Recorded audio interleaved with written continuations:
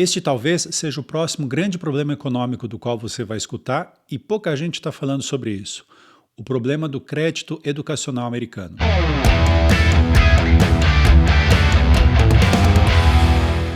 Hoje é dia 28 de maio. Agora, recentemente, no dia 5 de maio, vários empréstimos estudantis venceram e vários estudantes não pagaram. Então, a ministra da Educação dos Estados Unidos mandou uma cartinha para os estudantes dizendo, olha, os estudantes são responsáveis pelos empréstimos. Eles devem pagar, não vai haver perdão de empréstimos, e não vai haver o que eles chamam de write-off. Write-off é quando você dá a baixa contábil, dá a perda contábil, né? E que se os estudantes não pagarem, vai começar a haver uma cobrança involuntária dos estudantes, evidentemente, desses valores. Para ter uma ideia do tamanho do problema, 5 milhões e 300 mil estudantes estão em débito, estão atrasados. Muitos, nos últimos 5 anos, não tiveram pagamentos nos últimos 5 anos. E há uma expectativa de que esse número cresça para mais de 10 milhões agora em 2025. O que está acontecendo? Quando o cara ele não pagava o seu empréstimo estudantil, o Tesouro fazia uma série de ações e fazia uma penhora de 15% do salário dele, de previdência social, benefícios do governo, etc. Com a Covid, em 2020, o governo deu uma segurada nessas cobranças. Falou, não, deixa para lá, vamos cobrar, não vamos cobrar por enquanto. E o Trump depois prorrogou isso uma vez e o Biden prorrogou mais 6 vezes isso daí. Esse problema, na verdade, não começou em 2020, ele começou muito antes. Uma das fontes desse problema, bom, o problema maior é o próprio Ministério da Educação, mas a coisa talvez tenha tomado mais forma, esse problema tenha tomado mais forma em 2009, com um treco chamado IBR, que era um plano de pagamento baseado não no valor do empréstimo, mas sim na sua renda, isso do Bush. Na época, a dívida estudantil é de cerca de 770 bilhões de dólares. Hoje é de 1 trilhão e 700, talvez mais. Em 2012, com Obama, a coisa ficou ainda um pouco pior com o tal de IDR, que é Income Dependent Repayment, que é o tal do Pay as you earn, pague conforme você ganha. E como tudo que é do governo, esses empréstimos seguiam um monte de regras malucas, né? Por exemplo, uma delas era o valor da retirada, né, do salário, wage, né, o ganho da pessoa, menos 150% do que seria o salário de pobreza. Né? Em 2023, por exemplo, em Wisconsin, o tal salário de pobreza seria 15.500 dólares por ano.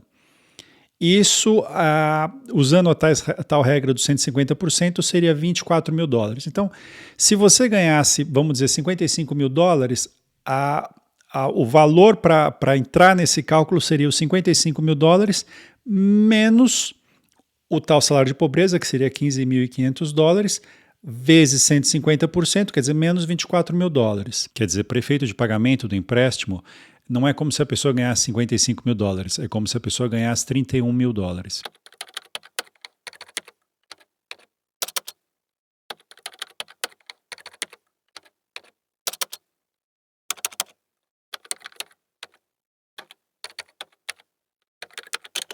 Nesse exemplo que eu usei, o estudante pagava antes 15% desse valor já diminuído do salário, ou seja, cerca de 3.500 dólares por ano ou 292 dólares por mês. Durante Obama, isso diminuiu ainda mais. Essa taxa que ele pagava, essa percentagem diminuiu de 15% para 10%.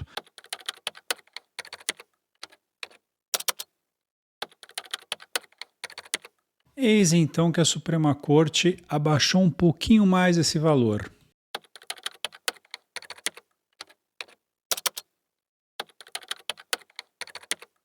Depois de quase 116 bilhões de dólares em perdões de dívida, a Casa Branca ainda disse que ia cortar ainda mais as dívidas estudantis desses empréstimos. Essa enxurrada de diplomas foi minando a confiança na universidade, no ensino superior. Se a gente olhar, por exemplo, os números do Instituto Gallup, em 2015, cerca de 57% dos americanos tinham confiança no ensino superior. Hoje isso caiu para 36%, né? E os empregadores também, cerca de 58% acham que os recém-graduados também não estão preparados para o mercado de trabalho. Ele traz alguns dados bastante alarmantes. Menos de 60% dos recém-graduados estão conseguindo trabalhar na sua área. Em algumas áreas específicas, o BA, por exemplo, Business Administration, cerca de 40% dos alunos estão trabalhando numa área que não precisa ter um degree, não precisa ter uma graduação. E vem mais e mais dados ruins. Uma pesquisa de uma empresa chamada Wallet Hub reportou que 61% dos estudantes se arrependeram de ter pego empréstimos estudantis. Bom, pelo menos os que pretendiam pagar, imagino, né? Nessa pesquisa, 7 de cada 10 estudantes universitários disseram que estavam sobrecarregados financeiramente. 2 em cada 10 disseram que não têm planos de pagar os seus empréstimos estudantis. 11% dos tomadores ficaram inadimplentes no primeiro ano. Bom, teve uma pesquisa também do Wall Street Journal que não trouxe números muito melhores, né? 42% dos formandos disse que a graduação não valeu o custo e 61% acha que deveria ter feito deveria ter se formado numa outra área. Quer dizer, muitos estudantes ficaram aí 4 anos ouvindo essa coisa de que poderia haver um perdão nos empréstimos, né? E alguns, por causa dessa suspensão no Covid, experimentaram, né? Viram 22 meses sem precisar pagar os seus empréstimos estudantis. Eu fiz aqui outro dia um vídeo falando de como o excesso de diplomas estava minando o prestígio da graduação. Quer dizer, a graduação estava deixando de ser um diferencial. O artigo de hoje, o vídeo de hoje, é ainda mais complicado, porque depois de ter o diploma, agora muitos dos estudantes têm que pagar pelos créditos estudantis. E o diploma que eles tiveram não vale tanto como eles achavam que valia, como realmente valeu bastante no passado, hoje já não vale mais tanto. E tem que pagar pelos empréstimos que eles achavam que talvez não precisassem pagar agora, ou pudessem levar um pouco mais com a barriga, ou simplesmente talvez não precisassem pagar nunca. Muitos vão entrar com liminares, etc. E, enfim, vai ser uma situação, alguém vai pagar essa conta no final do dia, e essa bomba está cada vez maior, e provavelmente vai cair no colo do contribuinte americano, né? Vai afetar o mundo todo. Eu gostaria só de frisar, fazer um adendo, porque muita gente me mandou mensagem privada depois do outro vídeo, comentando coisas e falando coisas. Eu não sou contra as pessoas estudarem, eu mesmo estudei bastante, me formei, fiz pós, etc. Eu não acho que as pessoas não vão aprender nada na universidade e tudo mais. O ponto aqui é que muitas das pessoas entraram de forma automática nesses empréstimos estudantis para fazer qualquer faculdade, de qualquer jeito, com a promessa de que aquilo ia ser baratinho, estava tudo muito fácil e que aquele diploma ia valer muito, aquele diploma ia resolver todos os problemas. Só aquele papel ia resolver os problemas, não precisava mais nada, não precisava nem aprender muita coisa. Era só ter o papel e isso resolveria o problema. E não é assim que a coisa funciona. Infelizmente, não é assim que a coisa funciona. No caso do Brasil especificamente, gente fala, que você não quer que o pobre vá na universidade de graça e tal.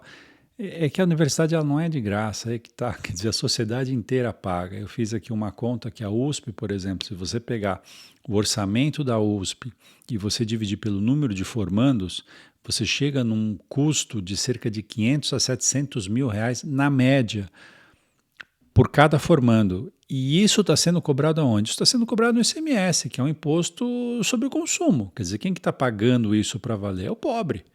Quer dizer, não tem almoço grátis, não tem graduação grátis. Enfim, é isso. Chegamos ao final de mais um vídeo. Talvez esse vídeo também não tenha sido muito feliz, mas a gente tem que estar preparado para as coisas, né? A gente se fala, um abraço, até mais.